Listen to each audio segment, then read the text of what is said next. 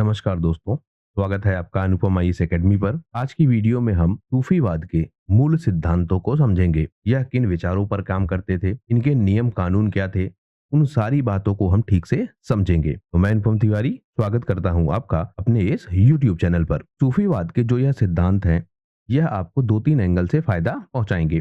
कैसे? जो इसका पहला एंगल है कि जो सूफीवाद के मूल विचार हैं, उन विचारों को तो आप समझेंगे, लेकिन उससे ज्यादा आप यह समझेंगे कि जो इस्लाम का स्वरूप आया भारत में, वह स्वरूप कैसा था। क्योंकि जब इस्लाम का उदय हुआ तो उसका जो वास्तविक स्वरूप था, वह स्वरूप कुछ अलग था।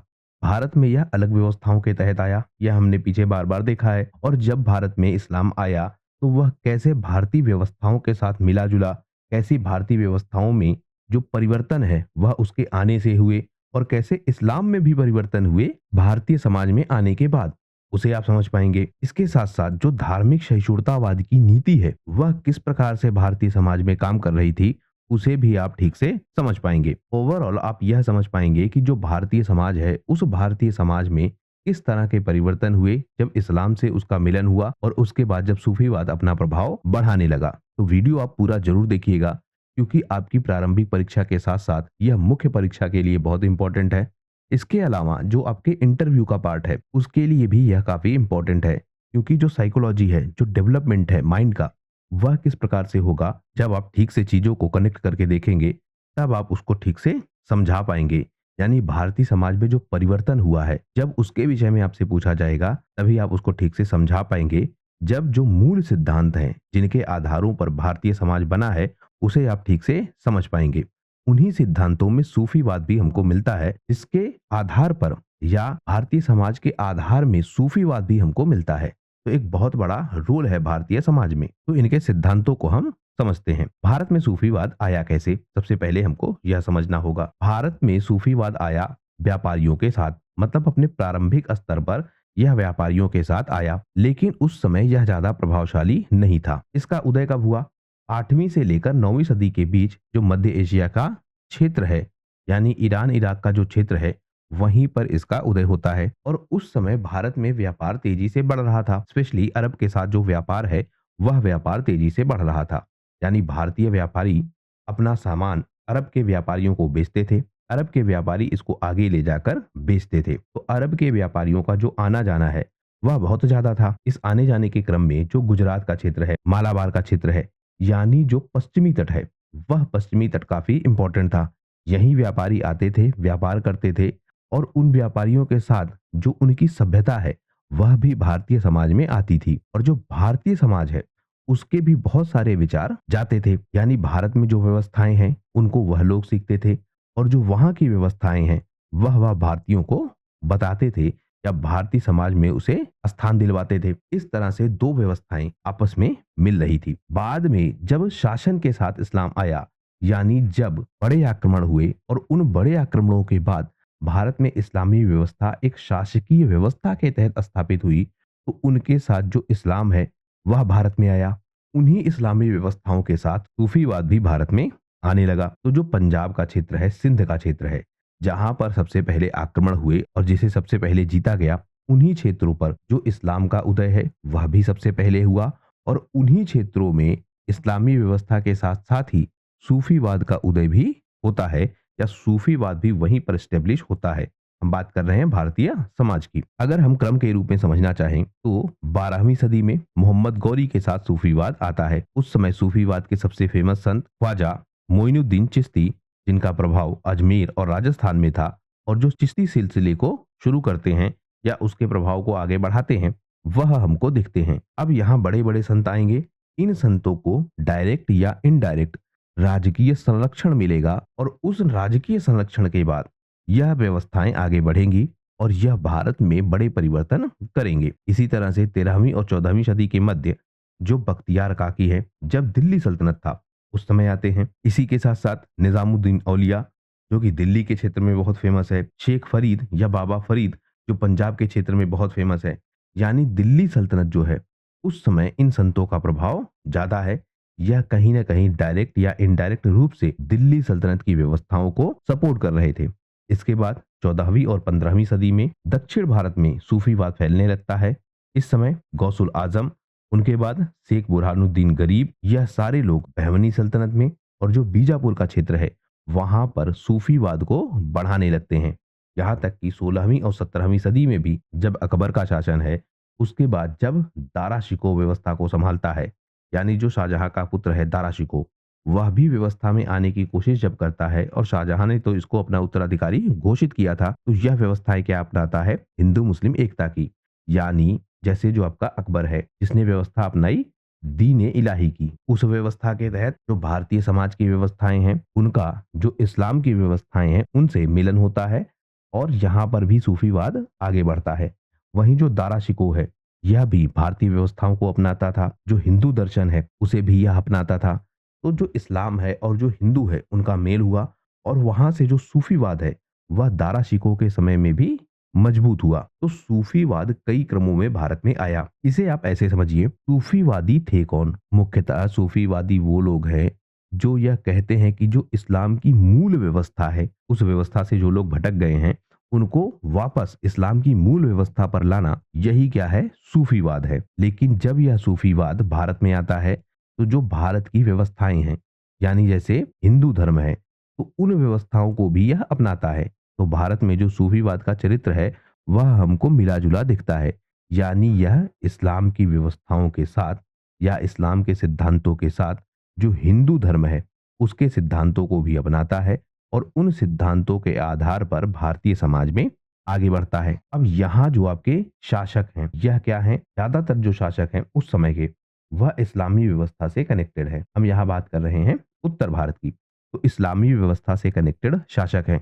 अब यह शासक अपनी व्यवस्था को आगे बढ़ाते हैं और कई बार हम यह देखते हैं कि जो शरीयत के कानून हैं इन कानूनों को कठोरता से लागू किया जाता है। तो जो इस्लामी शासक है और जो शरीयत के कानून है इसे जो आम जनता है वह क्यों स्वीकारे, या फिर जो आम जनता है वह विरोध ना करे, तो उसे समझाना होगा या उसे ऐसे आदर्श समझाने होंगे जो इन व्यवस्थाओं को स्टेब्लिश कर पाए। इसी क्रम में जो सूफीवाद है वह सूफीवाद इनको एक आधार प्रदान करता है या इनको एक रास्ता दिखाता है कि जो इस्लाम की व्यवस्थाएं हैं और जो शरीयत के कानून हैं वह भी काफी हद तक अपनाने योग्य हैं।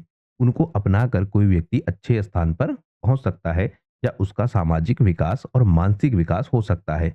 तो जो इस्लाम की व्यवस्थाएं हैं वह बहुत कट्टर नहीं है, जो शरीयत की व्यवस्थाएं हैं वह बहुत कठोर नहीं है। इनका जो मिला जुला रूप है वही है सूफीवाद। यह सूफीवाद भारत में फैलता है, इसके बहुत सारे संत हमको भारत में दिखते हैं और यही संत भारतीय जनता के लिए सहारा बनते हैं जो उनको इस्लाम की व्यवस्थाओं के साथ जोड़ पा रहे थे। जो इतिहासकार हैं वह किस तरह के विचार रखते हैं? जैसे इरविन और सैयद शरीफुन नबी यह कहते हैं कि जो इस्लाम की व्यवस्थाएं भारत में आई, इस्लामी संस्कृति भारत में आई और जो भारतीय संस्कृति है वह संस्कृति जब इस्लाम से मिली तो उसी से जो सूफीवाद है वह सूफीवाद भारत में फैलता है। यानी सूफीवाद ने जो इस्लाम का स्वरूप है उस स्वरूप को भारतीय सभ्यता के हिसाब से ढाल दिया, इस्लाम की व्यवस्थाओं को भारतीय सभ्यता के हिसाब से बदल दिया और भारत में यह सूफीवाद फैलने लगा। यानी इस्लाम की जो मूल व्यवस्था है, व्यवस्था तो वही है लेकिन वह व्यवस्था भारतीय समाज के हिसाब से बदल चुकी है और वही भारत में सूफीवाद के नाम से फेमस है। स्टेफन पेरेंट कहते हैं कि जो मुगल सम्राट अकबर है या उसके जैसे जो सम्राट हैं जिन्होंने भारतीय समाज की व्यवस्थाओं को भी अपनाया और उसके साथ साथ जो इस्लाम की मूल व्यवस्था है उन व्यवस्थाओं के साथ भी आगे बढ़ते रहे। यानी भारतीय व्यवस्थाओं को इस्लामी व्यवस्थाओं से जोड़ने की जो व्यवस्था है वही क्या है? सूफीवाद है। स्टेफन यह भी कहते हैं कि यह जो काम किया गया कि जो इस्लाम की व्यवस्थाएं हैं उनको भारतीय समाज के हिसाब से बदला जाए और नए नाम यानी सूफीवाद के नाम से फैलाया जाए, तो यह सब कुछ किया गया था राजनीतिक दृष्टिकोण से। मतलब जो राजा हैं वह ऐसा क्यों कर रहे थे? क्योंकि वह तो इस्लामी व्यवस्थाओं से कनेक्टेड थे। तो उन्होंने ऐसा इसलिए किया क्योंकि जो भारतीय समाज है वह इस्लामी व्यवस्थाओं को नहीं स्वीकार कर पा रहा था। यानी कि जो इस्लामी व्यवस्थाएं आ रही थी वह भारतीय समाज के लिए नई थी, वह उनमें घुल मिल नहीं पा रहे थे। तो ऐसी व्यवस्थाएं बनाई गई जो इस्लामी व्यवस्था से भी कनेक्टेड हो और जो भारतीय व्यवस्था से भी कनेक्टेड हो और दोनों के समागम से एक नई व्यवस्था बनी सूफीवाद। राजाओं ने इसका लाभ उठाया, जैसे अकबर ने, दारा शिकोह ने, उससे पहले के शासकों में भी जैसे शाहजहां ने या मोहम्मद गौरी ने भी, जब उसकी व्यवस्थाएं स्थापित हुई, दिल्ली सल्तनत ने भी, उन सब ने इनका लाभ उठाया और अपनी व्यवस्थाओं को आगे बढ़ाया। तो जो यह सूफीवाद है, यह राजनीतिक कारणों से भी आगे बढ़ता है। अब्दुल हई और नदीम हुसैन कहते हैं कि जो सांस्कृतिक बदलाव है, यह सांस्कृतिक बदलाव हमको दो सभ्यताओं के मिलने से दिखता है। भारतीय समाज यह भी बदलने को तैयार था। या भारतीय समाज की जो व्यवस्थाएं हैं, वह पहले से ऐसी थी कि वह नए परिवर्तन को स्वीकार कर पा रही थी। और यह बात काफी हद तक ठीक है, क्योंकि जो बौद्ध धर्म की व्यवस्था है, जो जैन धर्म की व्यवस्था है, वह भी भारतीय समाज से उभरी थी। यानी भारतीय समाज किसी भी परिवर्तन को स्वीकार करने के लिए हमेशा से तैयार था। इसी के साथ साथ जो मूल धर्म है, उसके जो दर्शन है, भारतीय समाज का दर्शन, उनमें भी हम देखते हैं कि 6 दर्शन आपको मिलते हैं। वह 6 दर्शन भी परिवर्तनों को और तर्कों के आधार पर चीजों को स्वीकार कर रहे थे। यानी भारतीय समाज पहले से ही ऐसा था, जो नए परिवर्तन स्वीकार कर रहा था। तो उसने जो इस्लाम की व्यवस्थाएं हैं, उन व्यवस्थाओं को भी स्वीकार किया, लेकिन जो अपने मूल सिद्धांत है, क्योंकि तर्कवाद पर बेस्ड था भारतीय समाज, तो उसने अपने मूल सिद्धांतों को भी नहीं छोड़ा। और इस तरह से जो इस्लाम की व्यवस्था है और जो भारतीय समाज की व्यवस्था है, उन दोनों के मिलने से एक नई व्यवस्था प्रारंभ हुई, सूफीवाद। अब हम देख लेते हैं कि जो आपका सूफीवाद है, उसके कुछ प्रमुख तथ्य हैं, जैसे पीर, मुरीद और वली। यह क्या है, इन्हें हमें समझना होगा, क्योंकि यह शब्द बार बार आएंगे। तो जो पीर है, यह कौन है? मार्गदर्शक या फिर गुरु। पीर कहेंगे गुरु को। और गुरु कौन है? जिसकी आत्मा शुद्ध हो चुकी है और जो ईश्वर तक पहुंचाने का मार्ग दिखाता है। यानी वह व्यक्ति जो मार्गदर्शन करे, वह कौन हो गया? पीर। और यह पीर करेगा क्या? जो इस्लाम की व्यवस्थाएं हैं और जो भारतीय समाज की व्यवस्थाएं हैं, उन व्यवस्थाओं के मिलने से जो सूफीवाद बना है, उसकी व्यवस्थाओं के तहत रास्ता दिखाएंगे किसी व्यक्ति को आगे बढ़ने का। इसके बाद मिलेगा मुरीद। मुरीद आपने शब्द सुना होगा। मुरीद का मतलब हो गया इच्छुक या फिर शिष्य। कोई किसी का मुरीद हो गया, यानी निष्ठा से जो पीर की शरण में चला जाए, उसे कहेंगे मुरीद। यह गुरु शिष्य परंपरा का भाग है। यानी कोई व्यक्ति यदि पीर के शरण में चला जाता है और उसे अपना गुरु मान लेता है, उसकी शिक्षाओं को ग्रहण करता है और उन शिक्षाओं के माध्यम से वह इश्क ए हकीकी तक पहुंचता है, यानी ईश्वर के प्रेम तक पहुंचता है, तो उसे कहेंगे मुरीद। फिर आपका हो गया वली। वली कौन है? वली जो पीर का उत्तराधिकारी है, उसे कहेंगे वली। यानी पीर के बाद जो अगला पीर बनेगा, वह कौन होगा? वली। और इसकी नियुक्ति कौन करता था? पीर स्वयं। तो मुरीद हमने देख लिया, जो इच्छुक या शिष्य है। मुरीद के बाद होगा आपका वली, और जो आपका वली होगा वह कौन होगा? पीर का उत्तराधिकारी। वली करेगा क्या? यह फना के माध्यम से बका को प्राप्त करेगा, यानी स्वयं के अस्तित्व का लोप करके ईश्वर के जो चिरस्थायी जीवन है, उसको प्राप्त करेगा। तो फना होगा यह किसमें? ईश्वर में। और बुका को यह प्राप्त करेगा। यह उत्तराधिकारी है, यह हमने देख लिया। तो सूफीवाद में पीर, मुरीद और वली, यह भी हम देख चुके हैं। पीर कौन है? जो वास्तविक गुरु है, जो मार्गदर्शन करेगा, जिससे जो आत्मा की शुद्धि है वह की जाए। मुरीद कौन है? शिष्य है। वली कौन है? पीर का उत्तराधिकारी। अब जो सूफीवाद है, उसके जो मूल सिद्धांत हैं, इन सिद्धांतों पर सूफीवाद काम करता है, इसे भी हम समझ लेते हैं। सबसे पहले इनकी व्यवस्था है तौहीद की। तौहीद क्या है? एकेश्वरवाद, यानी एक ही ईश्वर है और वही ईश्वर सबसे ऊंचा है, वही सत्य है और उस तक पहुंचना अंतिम लक्ष्य है। हर चीज में, हर जगह पर ईश्वर है। जैसे हिंदू धर्म में जो व्यवस्था है, कण कण में राम की व्यवस्था, कि हर कण में राम है, उसी तरह जो सूफीवाद है वह भी कहता है कि हर चीज में ईश्वर है। तो यह व्यवस्था क्या है?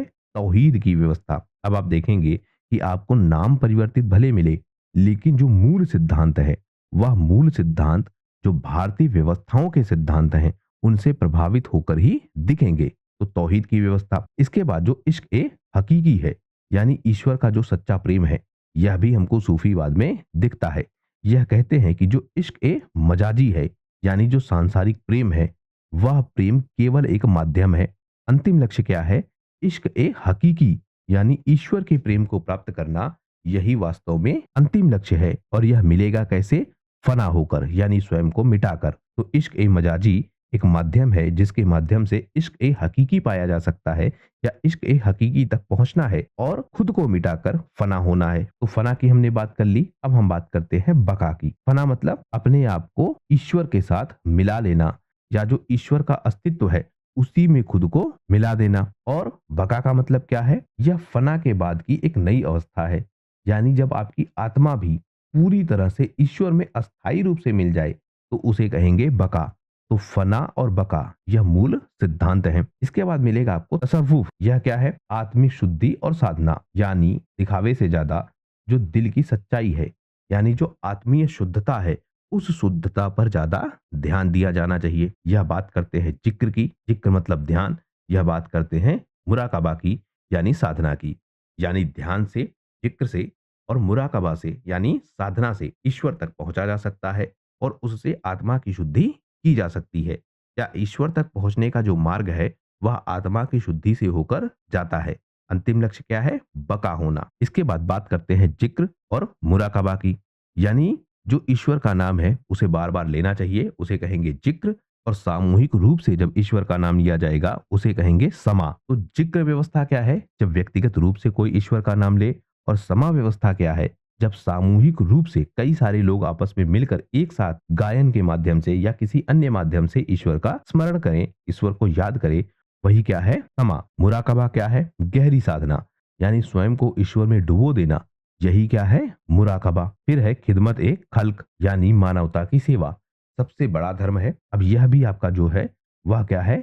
मूल सिद्धांत है भारतीय दर्शन का, यानी जो कर्मवाद है वही यहाँ पर हमको दिखता है, इसका रूप परिवर्तित होकर दिख रहा है। तो खिदमे खल्क क्या कहता है? मानवता की सेवा की जानी चाहिए और यही सबसे बड़ा धर्म है। फिर सहिष्णुता और भाईचारे की बात यह करते हैं, यानी प्रेम और भाईचारे के माध्यम से ही ईश्वर को पाया जा सकता है और यही मूल सिद्धांत है। इसके बाद यह बात करते हैं शरीयत की, तरीकत की, हकीकत की और मारिफत की। यह चार मार्ग हैं जिनसे सूफीवाद के जो मूल सिद्धांत हैं या सूफीवाद का जो लक्ष्य है बका, उसको पाया जा सकता है। अब इसे भी आप ध्यान रखेंगे, जैसे हिंदूवाद में या जो सनातन व्यवस्था है उसमें अंतिम लक्ष्य क्या है? मोक्ष। उसी तरह से जो सूफीवाद है इनका अंतिम लक्ष्य क्या है? बका होना। तो इसमें यह मार्ग बताते हैं। शरीयत क्या है? इस्लाम के जो नियम कानून है उनको शरीयत के रूप में माना जाता है। उन नियम कानूनों के हिसाब से चलना, यह क्या है? सिद्धांत है सूफीवाद के, जिससे बका तक पहुंचा जा सकता है। फिर क्या है? तरीकत। तरीकत क्या है? आत्मिक साधना, यानी अपनी आत्मा की साधना करना, अपनी आत्मा को शुद्ध करना, यह क्या है? तरीकत। फिर हकीकत क्या है? ईश्वर का जो सच्चा स्वरूप है उस स्वरूप को अनुभव करना, यह मूर्तियों में नहीं है, यह बात यह कहते हैं। यानी जो सूफीवाद है वह मूर्तिवाद का विरोधी है। अब यहां से कनेक्टेड कहां हो रहा है? इस्लाम से, यानी जो इस्लाम के मूल सिद्धांत हैं उससे यह कनेक्टेड होता है। फिर बात है मारिफत की। मारिफत क्या है? गहन ज्ञान और ईश्वर से सीधा मिलन, यानी यह ज्ञान की बात भी करते हैं। अब यहाँ पर जब आप हिंदू धर्म की जो व्यवस्थाएं हैं या फिर अगर आप धार्मिक आंदोलनों को पढ़ेंगे भारत में, तो वहां पर जब आप शंकराचार्य को पढ़ेंगे जो तर्कवाद की बात करते हैं, और वह तर्कवाद यह समझाता है कि कैसे ज्ञान के माध्यम से ही ईश्वर को पाया जा सकता है, उसी तरह की कुछ बात यह मारिफत में भी करते हैं, यानी गहन ज्ञान के द्वारा ही ईश्वर से मिलन हो सकता है। यह इसके सिद्धांत हो गए। तो हमने शरीयत, तरीकत, हकीकत और मारिफत को भी देख लिया। इसके बाद हम देखते हैं दो शब्दों को। एक शब्द है बाशरा, एक शब्द है बेशरा। बाशरा क्या है? यानी जो शरा, यानी शरीयत के हिसाब से अपनी व्यवस्थाओं को अपनाए, नमाज अदा करे, रोजा करे, हज करे, वह क्या है? बाशरा। तो यह सूफीवाद में भी हमको दिखेगा। कुछ लोग शरीयत के कानूनों को मानेंगे, उन्हें कहेंगे बाशरा। कुछ लोग शरीयत के कानूनों को नहीं मानेंगे, या कुछ सिलसिले ऐसे होंगे या कुछ सूफीवाद के उपभाग ऐसे होंगे जो शरीयत के कानूनों को मानेंगे, कुछ नहीं मानेंगे। तो जो मानेंगे उनको कहेंगे बाशरा, जो नहीं मानेंगे उनको कहेंगे बेशरा। तो बाशरा वह जो शरीयत के कानूनों को माने, नमाज अदा करे, रोजा करे, हज करे। जैसे जो आपका सुरहावर्दी सिलसिला है, जो आपका नक्शबंदी सिलसिला है, यह क्या है? बाशरा। इसके बाद जो बेशिरा है, यानी जो शरीयत के नियमों से स्वतंत्र है, वह प्रेम की बात करे, ध्यान की बात करे और मानवता की बात करे, मानव सेवा की बात करे, तो वह क्या हो गए? बेशरा। इनमें हमको मिलेगा जो आपका चिश्ती सिलसिला है, यह हमको कई बार दिखता है। अब यहाँ पर एक अंतर है, कई बार जो चिश्ती सिलसिले के प्रमुख सूफी हैं वह हमको ऐसे भी दिखेंगे जो शरीयत के कानूनों को मानेंगे, उस केस में यह हो जाएगा बाशरा। लेकिन जब शरीयत के कानूनों को नहीं मानेंगे या शरीयत के कानूनों से बंधे नहीं होंगे, स्वतंत्र होंगे, उसे कहेंगे बेशरा। तो हो गए आपके चिश्ती सिलसिले के लोग। लेकिन सबसे ज्यादा जो बेशरा में हमको लोग मिलेंगे वह होंगे स्वतंत्र सूफी संत, यानी यह सूफी संत ऐसे होंगे जो किसी भी सिलसिले से नहीं जुड़े होंगे या किसी भी सिलसिले के जो सारे सिद्धांत हैं उनको नहीं मानेंगे, बल्कि मानवता के जो मूल सिद्धांत हैं और वह मूल सिद्धांत जो इस्लाम से पैदा हो रहे हैं, उन सिद्धांतों के साथ भारतीय समाज में आगे बढ़ेंगे। तो बाशरा जो शरीयत से चले और बेशरा जो बिना शरीयत के कानूनों में बंधे हुए लोग हैं, वह हमको दिखते हैं। इसके बाद हमको एक सिद्धांत मिलता है वहदत उल वजूद। यह सिद्धांत किसका है? इब्नुल अराबी का। यह सिद्धांत क्या है, इसे हम समझते हैं। सबसे पहले जो इब्नुल अराबी है, यह कौन था? यह दरअसल स्पेन में पैदा हुआ था और इसकी मृत्यु हुई थी सीरिया में। 1165 में यह स्पेन में पैदा हुआ था। जो सूफी व्यवस्थाएं हैं या जो सूफी दर्शन है, उसमें इसको एक बड़ा दार्शनिक माना जाता है। इसे कहते थे शेख उल अकबर, यानी महानतम गुरु। हमने देखा जो पीर की व्यवस्था है वह हमको एक गुरु के रूप में दिखती है, यानी पीर कौन है? गुरु। तो इसी तरह से जो इब्नुल अराबी है, यह भी एक बड़ा दार्शनिक है, यह भी पीर है और बहुत फेमस है। तो इसका जो सिद्धांत है वहदत उल वजूद, उसी सिद्धांत के कारण यह सबसे ज्यादा फेमस है। सिद्धांत क्या है? वहदत का मतलब हो गया एकता, वजूद का मतलब हो गया अस्तित्व, यानी सभी अस्तित्व का जो मूल है वह क्या है? एक है, और वह एक क्या है? ईश्वर है। अब यहाँ पर जो आपका अद्वैत सिद्धांत है, उस सिद्धांत को भी आप कनेक्ट करिएगा, यानी कुछ भी अलग नहीं है, सब कुछ एक है। और यह जो आपका अद्वैत सिद्धांत है, यह किसका है? शंकराचार्य का। इसे हम आगे डिटेल से देखेंगे, लेकिन अभी आप इसको जोड़कर देखते हुए चलिए। शंकराचार्य का सिद्धांत जो अद्वैत सिद्धांत है, वह कहता है कि सब कुछ एक है, कुछ भी अलग नहीं है, यानी आत्मा और परमात्मा दोनों एक है। इसी तरह का जो विचार है वह मिलता है वहदत उल वजूद में। यह कहता है कि जो सभी चीजें हैं वह एक ही हैं, सबका जो मूल है वह क्या है? एक है। यह कहता है कि जो पूरी सृष्टि है, यानी जो पेड़ पौधे हैं, पशु हैं, मानव है, आकाश है, धरती है, यह सब क्या है? ईश्वर का ही प्रतिबिंब है। यानी एक ही सच्चाई के जो अलग अलग आयाम है वह क्या है? ईश्वर का। यानी ईश्वर ही वास्तविक सत्य है, ईश्वर ही अंतिम सत्य है, और उसी का स्वरूप है सारे लोग, चाहे वह पेड़ हो, चाहे पौधे हो, पशु हो, पक्षी हो, मानव हो, कुछ भी, वह सब कुछ क्या है? ईश्वर का ही स्वरूप है। यानी अद्वैत सिद्धांत जो है वह यहाँ पर हमको दिख रहा है। इसे हम एग्जाम्पल से समझते हैं। जैसे यह कहते हैं कि जो सूरज है और उसकी जो किरणें हैं, तो सूरज से निकलती हैं किरणें, और वह किरणें हमको अलग अलग दिखती हैं, लेकिन वास्तव में वह सारी क्या है? सूरज का ही भाग है। वह सूरज से ही उदित होती हैं और सूरज में ही या सूर्य में ही अंततः समा जाती हैं। उसी तरह से जो मानव है या फिर जो अन्य चीजें हैं, पेड़ हैं, पौधे हैं, वह सब उदित होते हैं एक ईश्वर से या एक ईश्वरी शक्ति से, और अंत में वह सब मिलकर उसी ईश्वरी शक्ति में समा जाते हैं।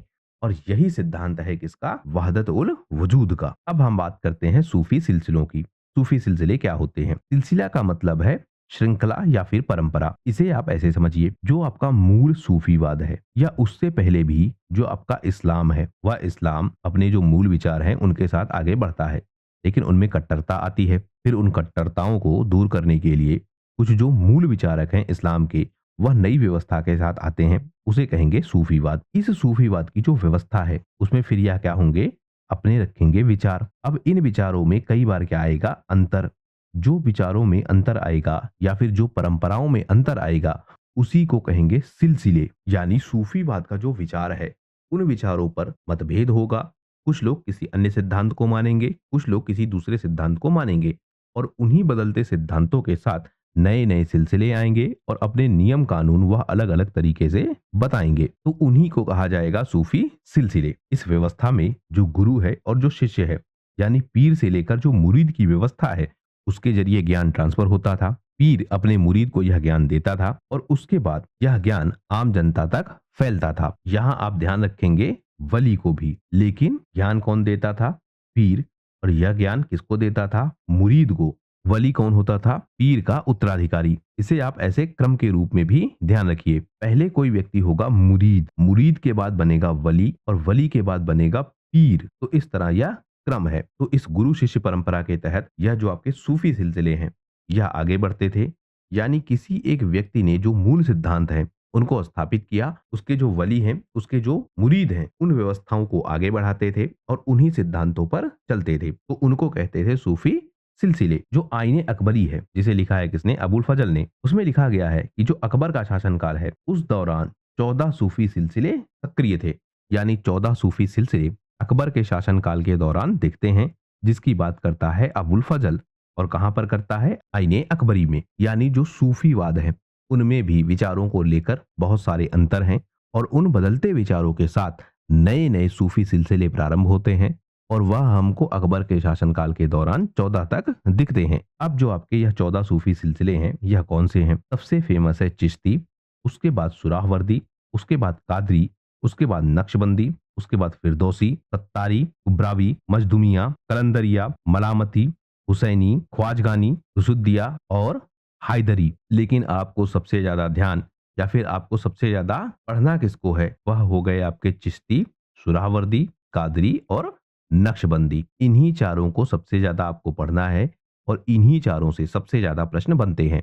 इन्हें हम बहुत डिटेल से देखेंगे, इनके संतों को, इनकी विचारधाराओं को और किस तरह से यह भारतीय समाज में आगे बढ़ा। उस समय जो राजा है या फिर जो प्रशासक है वह इसको कैसे संरक्षण देता है, उन सबको भी हम डिटेल से देखेंगे। हम बात करते हैं चिश्ती सिलसिले की। यह कहता है कि जो प्रेम है, सहिष्णुता है और जो मानवता है यही सबसे इंपॉर्टेंट है और यह कव्वाली को यानी संगीत को आपस में मिलकर बहुत सारे लोग गाना गाते थे, उसी को इबादत का माध्यम मानते हैं। इनमें हमको मिलते हैं ख्वाजा मोइनुद्दीन चिश्ती जो अजमेर के क्षेत्र में बहुत फेमस है, बाबा फरीद जो पंजाब के क्षेत्र में बहुत फेमस है, निजामुद्दीन औलिया जो दिल्ली के क्षेत्र में बहुत फेमस है और बाद में अमीर खुसरो, वह भी हमको चिश्ती सिलसिले से ही मिलता है। अमीर खुसरो आप जरूर ध्यान रखिएगा, यह भी काफी इंपॉर्टेंट है और कई बार कंफ्यूजन पैदा कर देता है। तो चिश्ती सिलसिला हो गया। इसके बाद जो सुराहवर्दी सिलसिला है इसे हम और डिटेल से देखेंगे। अभी हम केवल बेसिक बेसिक चीजें देख रहे हैं। तो जो सुराहवर्दी सिलसिला है यह क्या कहता है कि जो संयमित जीवन है और जो शरीयत के कानून है उन पर चलना चाहिए। तो अब देखिए जो आपका चिश्ती सिलसिला है यह होगा कैसा? बाशरा, यानी जो शरीयत के कानूनों पर नहीं टिका है या शरीयत के कानूनों में नहीं बंधा है। फिर जो बेशरा है वह क्या है? सुराहवर्दी सिलसिला। अब यह अंतर भी आपसे पूछा जाता है। तो सुराहवर्दी सिलसिला कैसा है? बेशरा, शरीयत के कानूनों पर टिका है और जब शरीयत के कानूनों पर टिका है तो जो इस्लामी व्यवस्था के शासक हैं उनसे भी कनेक्शन होगा, यानी जो राजनीतिक व्यवस्था है उसके साथ इसका मेल जोल काफी बढ़ेगा। अब इसमें भी आपको अंतर मिलेगा। कैसा अंतर? कुछ सूफी सिलसिले जो राजनीतिक व्यवस्थाओं से जुड़ेंगे, राजा के दरबार में जाकर कई ऊंचे पदों को धारण करेंगे, यानी राजनीतिक रूप से सक्रिय होंगे। कुछ ऐसे सूफी संत होंगे या कुछ ऐसे सूफी सिलसिले होंगे जो राजनीतिक व्यवस्थाओं से दूर रहेंगे और राजनीतिक व्यवस्थाओं का विरोध करेंगे। लेकिन कुछ सूफी सिलसिले ऐसे भी होंगे जो ना तो राजनीतिक व्यवस्थाओं से दूर होंगे और ना ही राजनीतिक व्यवस्थाओं के पास होंगे, यानी वह एक तरीके से इनडायरेक्ट सपोर्ट करेंगे राजनीतिक व्यवस्थाओं को। और कुछ ऐसे सूफी सिलसिले भी होंगे जो डायरेक्ट या इनडायरेक्ट किसी भी रूप से राजनीतिक व्यवस्था से नहीं जुड़ेंगे, पूरी तरह से स्वतंत्र होकर अपनी व्यवस्थाओं को आगे बढ़ाएंगे। तो इसी तरह से या इसी क्रम में सुराहवर्दी सिलसिला है जो शरीयत के कानूनों से बंधा है और राजनीतिक व्यवस्था में भी हमको यह दिखता है। इसमें कौन है? शेख शहाबुद्दीन सुराहवर्दी जो कि ईरान के क्षेत्र में बहुत फेमस है, मौनुद्दीन जकारिया जो कि मुल्तान के क्षेत्र में बहुत फेमस है। फिर आपका कादरी सिलसिला, इसमें हम देखते हैं यह भी शरीयत के कानूनों पर जोर देता है लेकिन उनको काफी सरल मार्ग से या फिर भक्ति के मार्ग से भी अपनाता है, यानी भक्ति पर जोर देने के साथ साथ यह शरीयत के कानूनों पर भी फोकस्ड है। इसमें हमको मिलते हैं शेख अब्दुल कादिर जिलानी जो बगदाद में बहुत फेमस है और शाह नियाज अहमद जो भारत में बहुत फेमस है। इसके बाद नक्शबंदी सिलसिला, यह बात करता है ध्यान की, यानी मुराकबा की और फिर आंतरिक साधना की। यह कहता है कि जो शरीयत के कानून है उनको तो अपनाना चाहिए, उनको बेस के रूप में इस्तेमाल करना चाहिए, लेकिन सबसे ज्यादा ध्यान क्या देना है? आत्मा की शुद्धि पर। अपने आप को शुद्ध करना है या अपनी आत्मा को शुद्ध करना है, इस पर यह जोर देते हैं। इनमें कौन है? बहाउद्दीन नक्शबंद जो बुखारा के क्षेत्र में बहुत फेमस है और ख्वाजा ख्वर्द जो कि भारत के क्षेत्र में बहुत फेमस है और इसी तरह से अहमद सरहिंदी, यह भी भारतीय क्षेत्र में काफी फेमस है। तो यह नक्शबंदी सिलसिले के प्रमुख सूफी संत हो गए। अब हम बात करते हैं फिरदौसी की। यह भी आत्मा की शुद्धि पर बात करता है और सरल जीवन की बात करता है। इसमें कौन है? शेख फिरदौस जो बंगाल के क्षेत्र में बहुत फेमस है। फिर सत्तारी सिलसिला, यह भी आत्मी शुद्धता की बात करता है लेकिन यह कठोर मार्ग को अपनाता है, यानी जैसे आपका जो शैव धर्म है और शैव धर्म में जो आपका है अघोरी संप्रदाय जो कठोर साधना को ही मुक्ति का मार्ग मानता है, उसी तरह का जो सिद्धांत है, यानी कठोर साधना से जो सिद्धांत हैं उनको कठोरता के साथ अपनाने के साथ ही मुक्ति पाई जा सकती है या फिर अंतिम लक्ष्य तक पहुंचा जा सकता है, उन सिद्धांतों पर चलता है कौन? सत्तारी सिलसिला। यानी बहुत जल्दी जो आत्मज्ञान है उसे पा लेना और उसके लिए कठोरता को अपनाना, यह किसका विषय है? सत्तारी का। इसमें कौन है? शेख सत्तारी। और भारत में फेमस कौन है? मोहम्मद गवा और शेख अब्दुल्ला सत्तारी। इसके बाद है आपका उबरावी सिलसिला। यह रहस्यवाद की बात करता है और गहन ध्यान की बात करता है। अब यहाँ पर आपको जादू वगैरह भी दिखेगा या फिर जो करिश्माई शक्तियां हैं उनकी बात भी दिखेगी। इनमें कौन है? नजमुद्दीन उबरा। फिर मखदूमिया सिलसिला, यह बात करता है शांति और संयम की। यह सरल जीवन शैली की बात करता है, यानी बहुत सादगी के साथ रहना चाहिए। या ना तो बहुत कठोर नियमों की बात करता है, ना कठोर परंपराओं की बात करता है, एक सामान्य जीवन की यह बात करता है। कौन सा हो गया? मजदूमिया। इसके कौन संत हैं? मजदूम शेख। और यह मुख्यतः कहाँ सक्रिय हैं?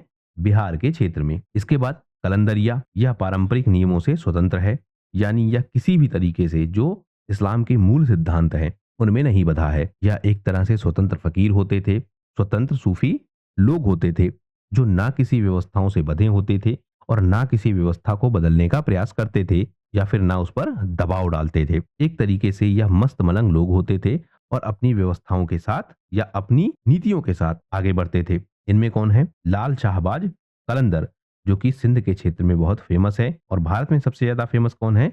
मलंग बाबा। इसके बाद है आपका मलामती सिलसिला। यह आत्म स्वीकृति की बात करता है, यह विनम्रता की बात करता है और दिखावे से बचने पर जोर देता है। इसमें कौन है? अबू हाफ्स हमदून। इस सिलसिले का जो प्रभाव है वह भारतीय क्षेत्र पर हमको काफी कम दिखता है। उसके बाद आपका है हुसैनी सिलसिला। इनमें आपको मिलेगा जो बलिदान की व्यवस्था है, सच्चाई की व्यवस्था है, न्याय की व्यवस्था है, यानी यह भी नियम कानूनों पर आधारित है। इसमें हम देखते हैं कि जो सूफी संत हैं वह विशिष्ट रूप से हमको नहीं मिलते हैं, यानी कोई एक सूफी संत नहीं है बल्कि एक तरीके से जो विचार है।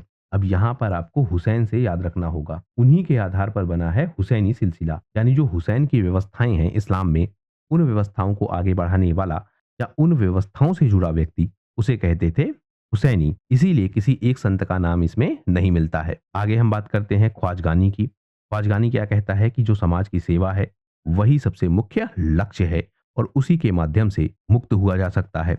इनमें कौन है? ख्वाजा अहरार और बहाउद्दीन नक्शबंद। इसके बाद आपका है रुशदिया सिलसिला। यह भी आत्मिक ज्ञान और आत्मशुद्धि की बात करता है। इसके बाद हैदरी सिलसिला। यह भी फकीरी और कठोर तपस्या की बात करता है और कहता है कि साधनाओं के माध्यम से ही आत्मिक सिद्धि प्राप्त की जा सकती है। इनमें कौन फेमस है? कुतुब हैदरी, जो कि मुख्यतः ईरान और मध्य एशिया में फेमस है। भारत में इसका भी हमको प्रभाव कम दिखता है। तो भारत में जो प्रमुख 4 सिलसिले हैं जिनका सबसे ज्यादा प्रभाव दिखता है और जिनके विषय में सबसे ज्यादा हमें पढ़ना होगा, वह कौन से हैं? चिश्ती, सुरावर्दी, कादरी और नक्शबंदी। इन्हीं चारों को सबसे ज्यादा हमें ध्यान देना होगा और इन्हीं के विषय में सबसे ज्यादा हमें पढ़ना होगा, या फिर हम यह कहें कि परीक्षाओं में इन्हीं से संबंधित प्रश्न सबसे ज्यादा पूछे जाते हैं, इसीलिए हमको इन्हीं को सबसे ज्यादा पढ़ना है। तो इस तरह से हमने देख लिया कि सूफी सिलसिले क्या है, सूफीवाद के जो मूल सिद्धांत हैं वह सिद्धांत क्या है, कैसे यह भारतीय समाज में जुड़ता है और कैसे यह भारतीय समाज को परिवर्तित करने का प्रयास करता है और अपने सिद्धांतों को स्टेब्लिश करता है। इस वीडियो में फिलहाल सिर्फ इतना ही। आने वाले वीडियोज में हम सूफीवाद के एक एक संप्रदाय को डिटेल से देखेंगे जो भारतीय समाज में इन्वॉल्व हुए और जिनसे संबंधित प्रश्न सबसे ज्यादा पूछे जाते हैं। इस वीडियो में फिलहाल सिर्फ इतना ही। वीडियो यदि पसंद आया हो तो प्लीज शेयर कीजिए अपने दोस्तों के साथ, सब्सक्राइब कीजिए इस चैनल को। आपका हमसे जुड़ने के लिए बहुत बहुत धन्यवाद। आपका दिन शुभ हो।